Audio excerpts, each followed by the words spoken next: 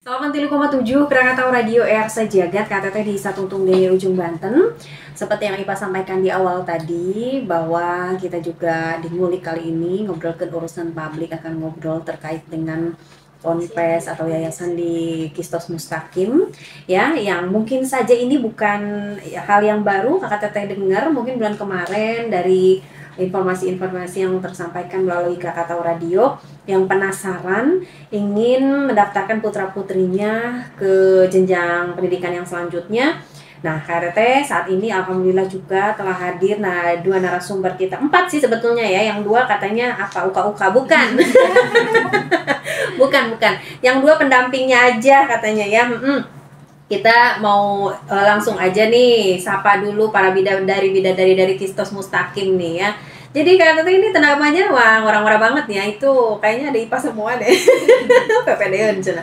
Yuk kita sapa dulu, ada Ibu Sri Ruhaila selaku Kepala SMP Kistos Mustaqim. Assalamualaikum. Waalaikumsalam warahmatullahi wabarakatuh. Tuh kan, bagaimana tidak suaranya yang tadinya IPA cempreng datang langsung lembut suaranya. Aduh, Masya Allah, sehat ya Ibu Sri? Sehat. IPA gimana? Sehat alhamdulillah ya. Sepagi ini kita sudah di kedatangan tamu ya, langsung dari Kistos. Ada lagi Ibu Mega Agustin. Assalamualaikum Ibu. Waalaikumsalam. Sehat Ibu ya? Alhamdulillah sehat. Ibu baru pertama kali kesini. Iya betul. Kenapa nggak mampir, sombong? Ibu Mega ini selaku Kepala MA dari Kistos Mustaqim ya. Nah, Kakak Teteh yang mau tanya-tanya boleh silahkan. Saat ini kita lagi live fanpage Krakatau ya, terkait dengan pesantren Kistos Mustaqim yang ada di Sukaraja, Pulau Sari, Pandeglang. Kita langsung saja deh tanya nih, mungkin walaupun kemarin sempat disampaikan ya, Kistos Mustaqim itu apa sih? Terus adanya di mana? Mungkin bisa diawali jelaskan kembali gitu. Silakan oleh Ibu, boleh Bu Sri atau Bu Mega yang mau nyampaikan?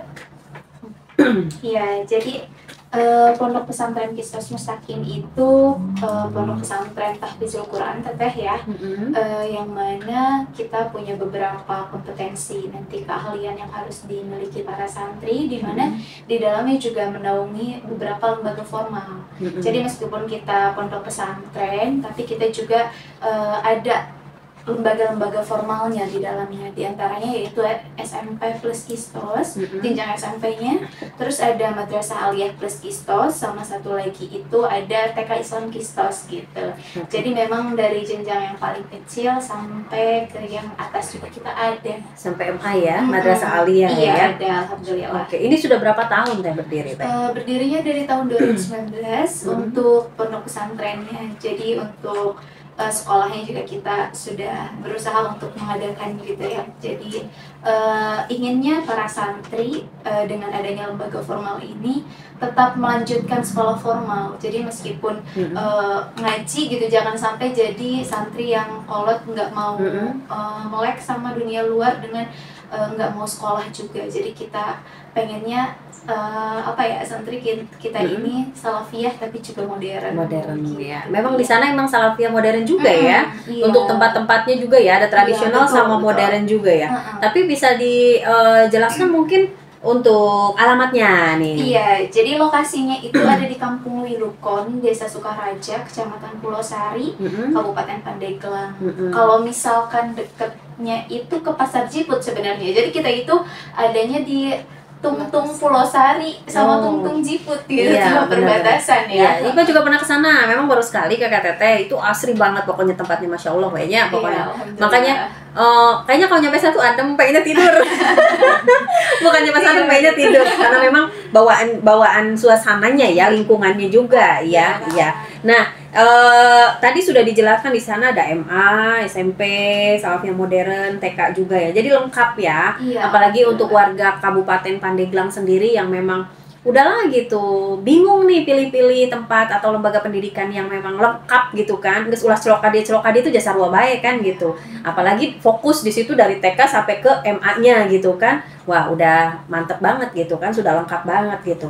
Nah, Ipa pengen tahu nih, untuk Ibu Sri ini kan kepala SMP ya. Betul. Ibu ini pemuda banget sih. Ibu tuh dari tahun berapa di situ?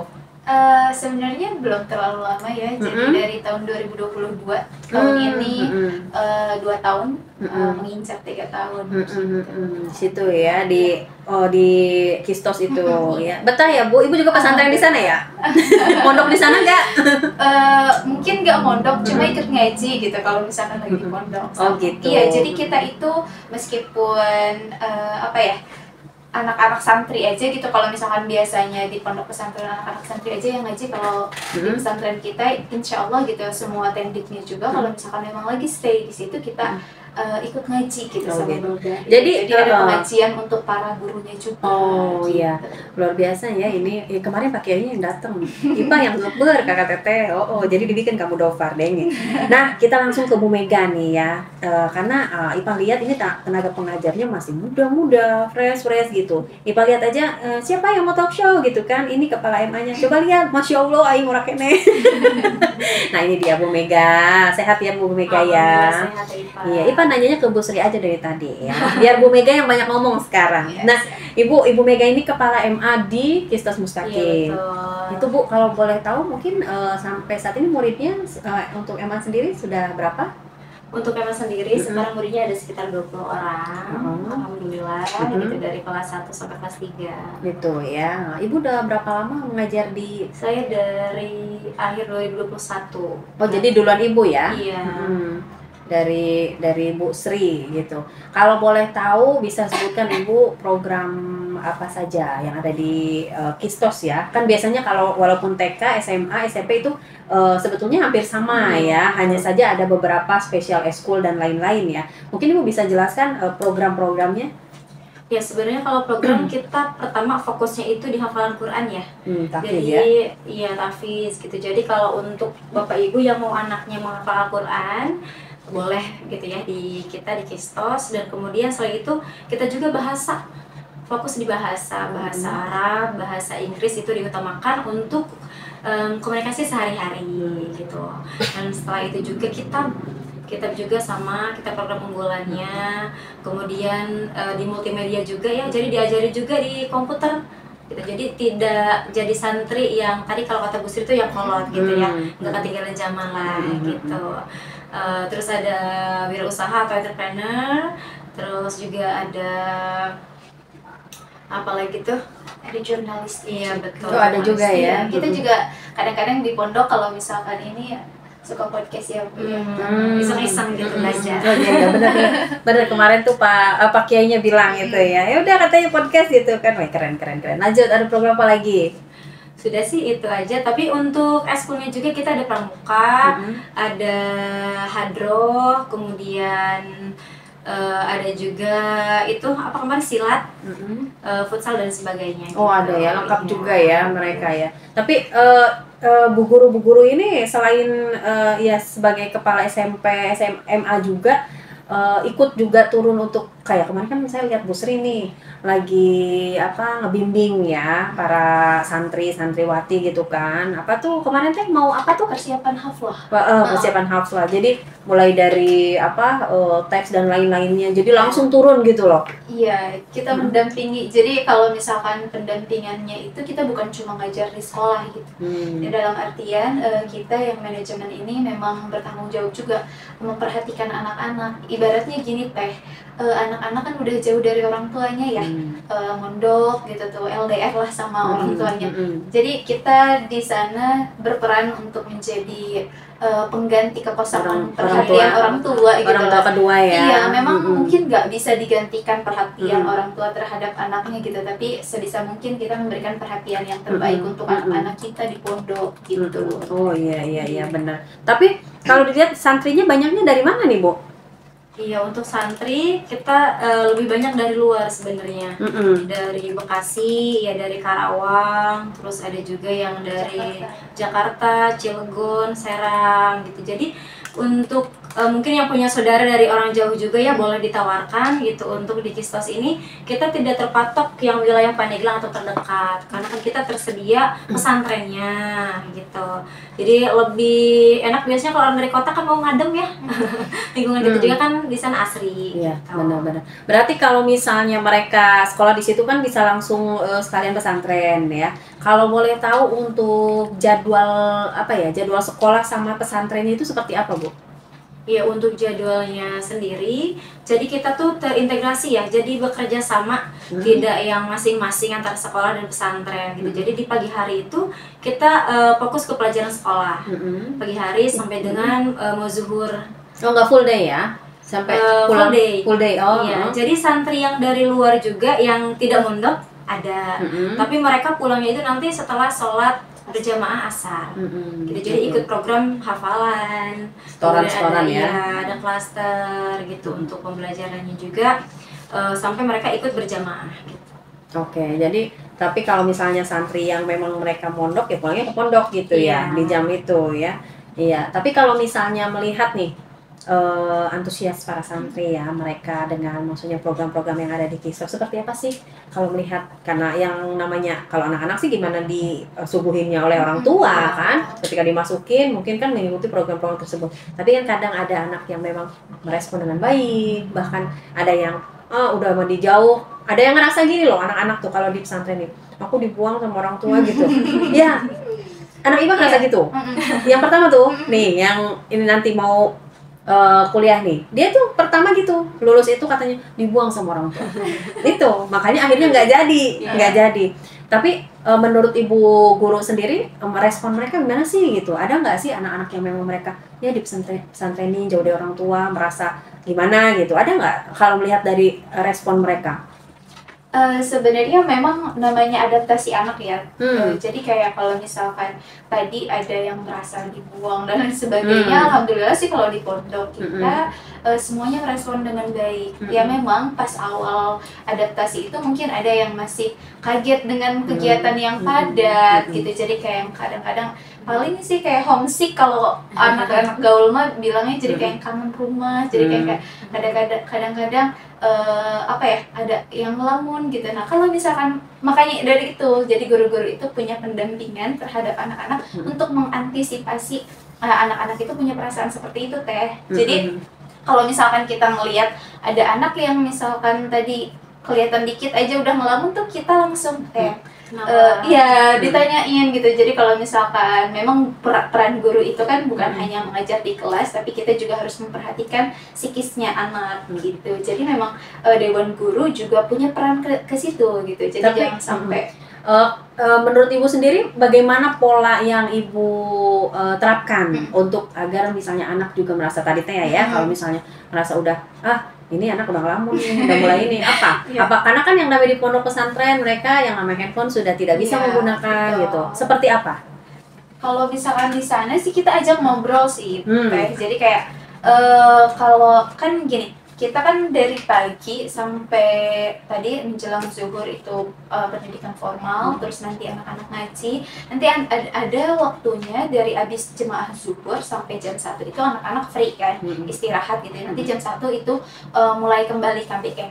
Nah di jam-jam seperti itulah gitu kita ngelihat anak-anak itu beraktivitasnya seperti apa. Kalau misalkan normalnya anak-anak ketika istirahat mereka main, ngobrol sama teman-temannya gitu kan, ya kelihatan lah gitu, karena memang di pondok pesantren kita belum terlalu banyak, kurang lebih baru 40-50 santri gitu di sana. Jadi kelihatan aja kalau misalkan sini kemana ya gitu. Nah orang-orang yang seperti itulah yang kita tanyakan gitu. Jadi di sana sebenarnya bukan hanya ada dewan guru, tapi juga ada musyrifah pendamping, musyrif pendamping gitu. Nah itu juga tugasnya sebagai pendampingan. Jadi kita koordinasinya itu bukan hanya dewan guru ke pengasuh atau ke manajemen, tapi juga ada dari musyrif dan musyrifah, terus nanti ke dewan guru dan juga nanti ke manajemen dan pengasuh kayak gitu. Jadi kita komunikasikan seluruhnya gitu. Jadi punya pendampingnya masing-masing dan dia itu pengontrol. Jadi itu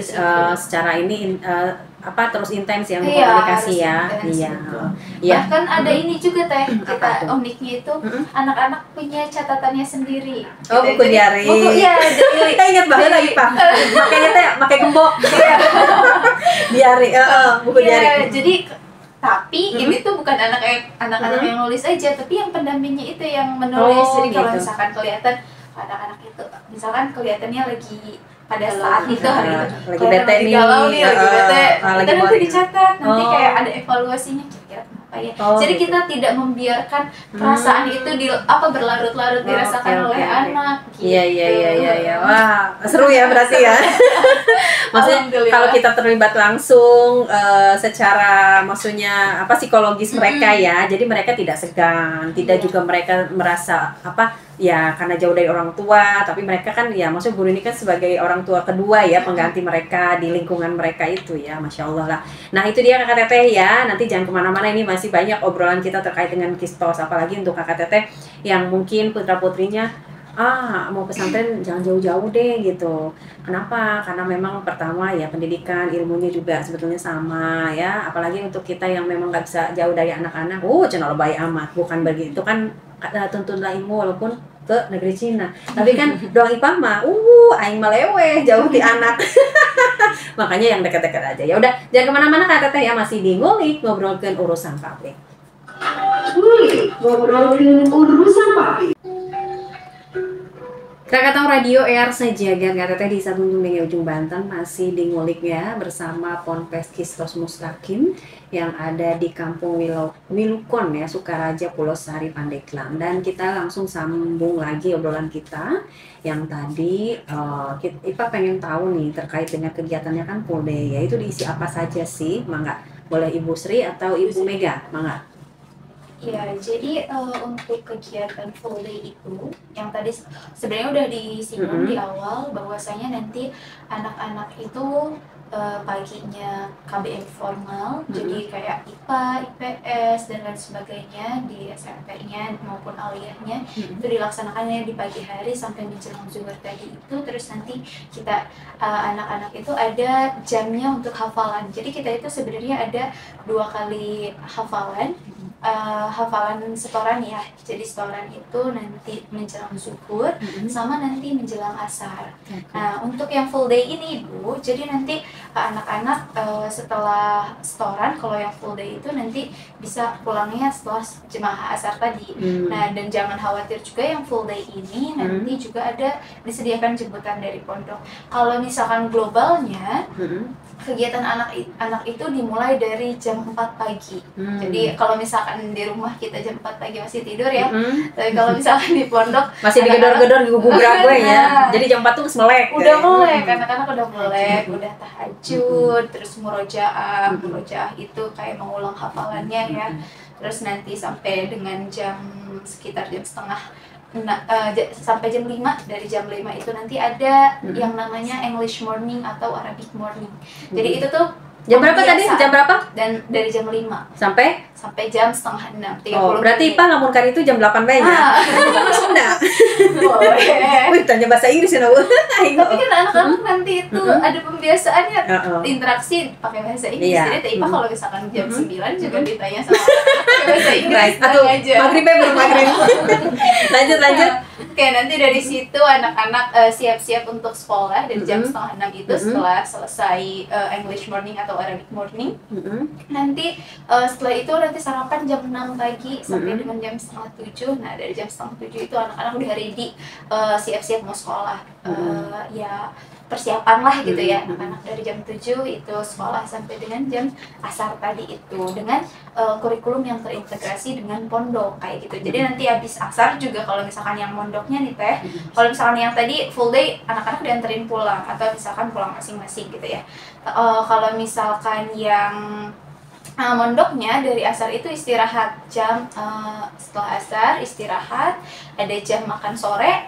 Nah udah gitu nanti anak-anak mulai aktivitas lagi. Nanti habis maghrib ada ngaji kitab kuning. Gitu. Karena memang di kompetensi keahlian anak-anak juga kita ada kompetensi kitab kuningnya. Jadi kitab alat ya kayak jurumiyah, awamil dan lain sebagainya gitu. Gimana kitabnya doang? Kitab Saminah ya, bahasa Inggris gitu. Iya itu ya. Iya. Dan kalau boleh tahu di situ kan sempat kemarin juga informasi ada program beasiswa ya. Iya, Nah itu mungkin bisa disampaikan maksudnya seperti apa sih? Terus untuk kriterianya yang memang masuk ke program beasiswa itu apa aja? Sok mangga Bu Mega. Iya, tentang beasiswa ya. Sebenarnya beasiswa yang paling utama itu ada untuk yang berprestasi. Dalam artian anaknya itu antusias mau dan juga sekolahnya dia dapat juara gitu. Jadi itu dapat beasiswa bisa potongan dari mulai 20%, 50%, 70% sampai 100% juga ada. Jadi ada yang SPP-nya benar-benar di cover gitu. Kemudian untuk beasiswa lainnya ada beasiswa untuk yang kurang mampu juga. Jadi untuk yang kurang mampu tapi dia mau, jadi benar-benar sungguh-sungguh, itu nanti bisa langsung datang ke pondok aja. Dalam artian kalau beasiswa yang kurang mampu itu dibicarakannya di pondok gitu. Jadi jangan khawatir buat ibu-ibu, bapak-bapak gitu ya, yang di wilayah Pandeglang terutama yang mau anaknya pesantren, sekolah tapi bingung nih masalah biaya. Kalau serius silahkan datang ke pondok kita. Nanti bisa dibicarakan mengenai beasiswanya gitu, kira seperti apa. Dan ada juga berkesempatan setelah lulus dari Kistos itu beasiswa ke luar negeri. Nah itu seperti apa itu Bu? Nah untuk itu karena kita adanya aliyah ya, adanya aliyah, nanti anak-anak di kelas 3 itu mereka akan ada program juga, program yang mau ke luar negeri gitu, khususnya ke Kemana tuh Bu? Mesir, Mesir. ya terus ke Mesir itu nanti ada pelatihannya juga gitu, ada kesempatan beasiswanya. Jadi kita mencoba seleksinya dulu beasiswa, kalau tidak lolos mungkin ya ada jalur mandirinya juga. Oh seperti itu ya. Iya. Dan ini ngomong-ngomong tadi bisa juga lanjut kuliah ke luar negeri dan lain-lain. Ini apakah salah satu target dari Kistos ini untuk mencetak para santri-santriwati itu, atau emang ada target lain nih seperti apa? Salah satunya itu, salah satunya anak-anak lebih berwawasan luas ya, dan juga bisa kuliah ke luar negeri. Tapi yang paling utamanya kita itu karena menggabungkan salafiyah dan modern, dalam artian tujuan utamanya itu pengen anak-anak lulusan dari Kistos ini selain bisa ngaji, tapi mereka juga bisa beradaptasi dengan dunia gitu, dengan lingkungan. Jadi mereka bisa ngaji, bisa juga menghasilkan materi. Karena banyak gitu ya, contohnya ketika mereka fokus ngaji, kadang acuh terhadap gimana nih setelah lulus mondok mau ngapain gitu, banyak yang bingung seperti itu. Jadi kita ini maunya lulusan dari Kistos ini selain bisa ngaji, mereka juga suatu saat bisa menjadi orang yang juga bermanfaat, yang juga bisa mencari materi, finansialnya juga bagus. Kita bekali dari sekarang mungkin di wirausahanya gitu, dan juga bisa nanti mereka di lingkungannya, di masyarakat bisa berguna gitu. Kita itu juga punya tagline ya. Apa tuh? Kita Ya, itu tagline-nya apa? Home of Tomorrow Leaders. Apa Jadi tuh? kayak kita itu memang pengen mencetak santri-santri yang kelak nantinya akan menjadi pemimpin masa depan mereka. Amin, amin, Ya, amin. paling minimal jadi ketua RT, RW. Amin. Itu udah hebat banget. Iya. Itu udah hebat banget. Amin. Ketika dia bisa memimpin dirinya dengan baik, jadi leadership, makanya Betul. ada leadership di kita. Ketika dia bisa menjadi pemimpin dirinya yang baik, maka insya Allah dia juga akan bisa memimpin orang lain. Amin, kayak gitu. amin, Siapa amin. tahu juga nanti dari Pandeglang ada yang jadi presiden. Amin, amin, ya, amin, benar ya. Iya, betul. Iya, baik. Dan ini ada yang ini nih dari izin tanya dari Zabit Al-Bantani, untuk eskulnya apa aja? Nah, dijelaskan tadi kan cuma sekilas ya. Iya. Bisa dijelaskan kembali satu. Terus ada study tournya enggak? Terus kemana aja? Woi, jalan-jalan wae mah ya. Boleh, boleh. Ya, sok Ibu, boleh. Jadi untuk eskul tadi yang kita utamakan untuk menunjang leadership itu ada dua. Ada yang namanya Haki, Halaqah Kistos. Itu bukan eskul sebenarnya, tapi itu organisasi santri ya. Jadi kalau misalkan di sekolah umum itu ada OSIS, nah di pondok pesantren itu ada yang namanya Haki. Haki. Halaqah Kistos. Jadi Oke. gitu. Nah kalau misalkan untuk penunjang leadershipnya itu kita ada aktif di pramuka gitu, ada pramuka. Terus kalau misalkan yang lainnya itu tadi disebutkan ada entrepreneurship, ada juga multimedia, yang mana kita berharap gitu anak-anak nggak gaptek gitu ya. Jadi keluar dari pondok tetap melek akan teknologi, karena kalau kita ketinggalan teknologi zaman sekarang ini, masya Allah ya teh ya. Nah jadi kita sadar akan hal itu. Terus juga ada tadi eskulnya jurnalistik. Nah kayak gini nih teh gitu ya. Jadi anak-anak juga ada, kita punya studio di pondok gitu. Terus juga ada tadi silat, terus hadroh dan lain sebagainya. Tapi dari sekian tadi eskul yang disebutkan, para ibu guru ini melihat anak-anak tuh banyak cenderungnya kemana sih? Nah, kalau cenderungnya itu yang pertama itu multimedia pasti ya, anak-anak. Itu jurnalis Jadi ya. Multimedia itu ada yang Komputer apa gitu. komputernya gitu, dan juga yang tadi jurnalistik. Anak-anak itu sebenarnya senang ngobrol. Tapi juga kan waktu kesana ya, anak-anak itu cenderung yang kayak senang gitu kalau ketemu sama orang luar pengen wawancara. Bahkan mau ditanya nggak jawabnya nggak berebet ya. Gitu. Jadi kayak ya udah orang mah ditanya A gitu. Anak-anak juga pengennya taunya dari A itu anak-anak pengen tahu B, C, D. Apalagi disediakan fasilitas ya, difasilitasi di situ ada studio mini gitu kan buat podcast, dan mereka antusias banget ya. Antusias, alhamdulillah. Dan pramuka itu jadi kayak yang gimana ya, anak-anak mungkin selama seminggu itu kan di kelas gitu ya, di kelas terus kayak paling keluar bagian olahraga dan ekskul lain-lainnya. Nah, bagian pramuka ini juga yang ditunggu-tunggu sama anak-anak karena ya pecinta alam. Betul, karena kan Teteh juga tahu sendiri ya, lingkungan kita ada sungai, lapangan dan lain sebagainya. Kayak ngojek ya pas kan izin. Iya, kadang-kadang di channel kolot-kolot gitu. Nah iya, fun fact-nya gitu. Jadi anak-anak tuh seneng gitu ya dengan suasana alam kita yang mendukung juga gitu untuk kegiatan pramuka itu dimaksimalkan gitu. Iya. Alhamdulillah. Oke, tadi tuh ya sudah satu ekskul. Itu tadi kita study tournya ada nggak, terus kemana biasanya? Iya kan anak-anak mungkin di Ponpes ya, ada juga mereka juga pengen refreshing dan lain-lain. Mungkin ada program study tour juga, itu setahun sekali kah atau seperti apa? Iya, ini kebetulan ya, ini yang lupa kita sampaikan. Kalau kita itu untuk mengurangi kesetresan anak-anak gitu lah ya, atau tekanan anak-anak, dalam 1 bulan itu kita agendakan untuk main keluar, untuk jalan-jalan gitu. Nah itu selama 1 bulan sekali di lingkungan yang dekat mainnya, masih Pandeglang gitu. Kalau untuk yang keluar itu bisa kita agendakan 1 tahun sekali gitu. Bisa keluar kota? Iya. Bisa juga kita mau mengunjungi pesantren-pesantren yang sudah maju gitu ya di luar kita. Dan sempat kita merencanakan suatu saat, semoga terkabulkan, kita pengen ke Singapura. Wih, amin. Kapan tuh targetnya? Rek milu. Rek milu baik. Tadi aja kira iya baik. Targetnya tahun ini kah? Targetnya kita tahun depan. Oke. Ke Singapura itu ya, semoga gitu nanti terrealisasikan. Amin. Iya. Jadi jangan khawatir anak-anaknya stres di pondok, ketinggalan jalan-jalan, nggak bisa renang segala macam. Kita ada kasih taman dekat kan ya. Taman Sanur pantai banget. Sebetulnya kalau misalnya untuk daerah kita tuh yang namanya wisata lingkungan ya, yang alamnya asri banget ya.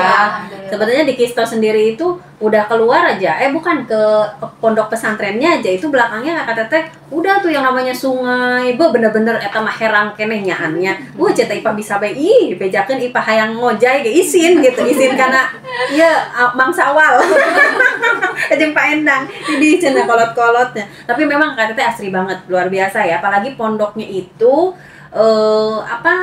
ada yang tradisional dan modern. Jadi bentuknya itu loh ya, bentuknya tuh unik banget gitu. Orang teh makan dia amben ya, rumah panggung gitu loh. Tapi karena memang di gambarannya pokoknya dibuat sedemikian rupa, sealami mungkin, pokoknya mantap lah gitu lingkungannya. Jadi untuk KTT yang mau cross check langsung ke sana, deket kok ya. Jadi nanti bisa kalau misalnya mau konfirmasi boleh di IPA punya brosurnya, alamat lengkap dan lain-lainnya. Jadi KTT bisa langsung ke sana ya. Nah, ini Bu Guru mungkin dengan semakin canggih teknologi, kemudian yang namanya pergaulan lingkungan etika ya, dimana kita menyekolahkan anak itu pengen menambah ilmu mereka gitu kan, terus memperbaiki akhlak dan etika mereka, mengingat atau juga melihat dengan situasi saat ini di mana banyak nih informasi kabar di lembaga-lembaga pendidikan ya, tidak bisa nyebutin satu-satu, yang sekarang lagi adanya tren viralnya bully, kemudian adanya peloncoan dengan senior-senior mereka. Nah, kalau Ibu Guru ini melihat itu dan menyikapi ini seperti apa sih? Iya, jadi itu jadi salah satu hal yang alasan kenapa kita harus pilih-pilih untuk menyekolahkan dan memondokan anak. Banyak sekali sekarang anak-anak yang salah pergaulan karena memang bukan anaknya yang nakal sebenarnya, tapi pengaruh teman-teman. Dianya baik, tapi temannya ngajaknya misalkan ayo kita main ke sini ke A ke B gitu, sampai banyak yang di luar batas. Nah, itu mengkhawatirkan, dan kami sendiri sekarang sangat senang kalau di pondok itu melihat anak-anak, karena alhamdulillah semuanya tertib. Mereka kalau misalkan guru datang, itu udah gak ada yang ngomong satu kata pun. Jadi masih adabnya itu alhamdulillah. Dan saya bandingkan ketika kita masuk ke, mohon maaf gitu ya, lingkungan pendidikan yang bukan pesantren, itu rata-rata guru udah nggak didengar. Itu masih banyak yang ngeluncak lah gitu ya. Dan masalah bully, kita di pondok nggak ada senioritas ya, semuanya itu sama rata. Malah yang senior itu yang merangkul adik-adiknya, karena kan ada yang tingkat aliyah dan ada yang SMP. Memang harusnya kan seperti itu. Iya, ada yang SMP gitu. Mereka malah seperti menjadi kakak gitu dari yang SMP itu, mengarahkan, mengajak. Bahkan ada kan kalau anak SMP kadang dari rumahnya kata mama, ini belum bisa nyuci nih anak. Ya kita ajarin gitu, cara nyuci, dibantuin, maksudnya ini kamu ngejemurnya di sini dan seperti itu. Mungkin ada tambahan dari Ibu Sri? Iya, untuk yang tadi juga ya, mengenai di lembaga pendidikan itu banyak sekali, terutama pesantren gitu, banyak sekali kemarin kasus-kasus itu yang memang kita sangat miris juga mendengar hal itu, mendengar kabar itu gitu. Tapi insya Allah gitu, kalau di pondok pesantren kita, mungkin sebenarnya di seluruh pondok pesantren itu tidak ada ajaran seperti itu kan ya. Jadi itu hanya sebatas oknum gitu. Makanya itu kami menghadirkan pengasuh juga hadir dalam proses pembelajaran anak-anak gitu. Jadi terlibat langsung bukan, ya. Iya, betul sekali. Jadi bukan hanya diserahkan ke dewan guru gitu, akan tetapi pengasuhnya juga kita libatkan secara langsung dalam KBM bersama anak-anak, meskipun itu dalam kegiatan KBM bagian ngajinya gitu ya. Jadi anak-anak memang mendapatkan, kalau misalkan ini mah kalau ke guru, ke kiai mah kan lebih nyerap gitu ya teh ya, lebih nyerap gitu. Jadi alhamdulillah enggak yang kita lepaskan gitu aja anak-anak seperti itu. Dan juga kita enggak membatasi antara komunikasi antara anak-anak dan orang tua. Jadi misalkan kalau biasanya itu untuk anak-anak yang baru datang itu 40 hari nggak boleh kontekan sama orang tua gitu, biar Nah alhamdulillah kalau di pondok pesantren kita enggak. Jadi ketika anak sakit kita langsung kabarin, ketika anak ada perlu apa kita langsung kabarin. Iya, soalnya miris ya. Tahu-tahu anaknya nauzubillah pulang-pulang yang cerita itu kan tahu-tahu jenazah aja, nauzubillah ya. Mudah-mudahan tidak terjadi. Alhamdulillah ya, masya Allah. Mudah-mudahan para tenaga pengajar di Kistos Mustaqim, Pak Kiainya juga sebagai pengelola langsung diberikan kesehatan, kelancaran dalam mendidik putra-putri kakak teteh semuanya ya. Baik, Bu, sebetulnya pengen ngobrolnya lebih panjang nih. Cuma waktunya sudah limit banget. Jadi Ibu ucapkan terima kasih untuk kehadirannya dari Kistos Mustaqim, Bapak Endang ya, Ibu Mega, Ibu Sri. Ini Bapak siapa? Pak Erwin. Oh iya, makasih ya sudah hadir di sini ngobrol terkait Kistos. Untuk KTT yang pengen tahu info lebih lanjut bisa menghubungi Krakatau Radio atau bisa ke nomor Kistos. Ada nomor Kistos di di browser. Di browser ada bisa, ya. Cek sosial media kita, ada Instagram, Facebook, YouTube, TikTok, kita tersedia di beberapa platform. Betul. Untuk Kistos ya bisa menghubungi 0813 1135 6837 ya, atau di 0813 8760 2680 ya, itu ya untuk KTT, atau bisa langsung ke Krakatau Radio. Nanti kita di sini bisa langsung serahkan brosurnya. Baik, terima kasih ya para Bu Guru. Iya, salam ke Pak Kiainya ya. Semoga sehat-sehat selalu ya. Pokoknya masih muda, masih fresh, masih seger wehnya. Baiklah, hatur nuhun, mohon maaf jika ada salah-salah kata. Assalamualaikum. Waalaikumsalam warahmatullahi wabarakatuh. Baik, KTT di Satungtung Denge Ujung Banten, demikian obrolan di mulai kita ya. Kita closing dulu.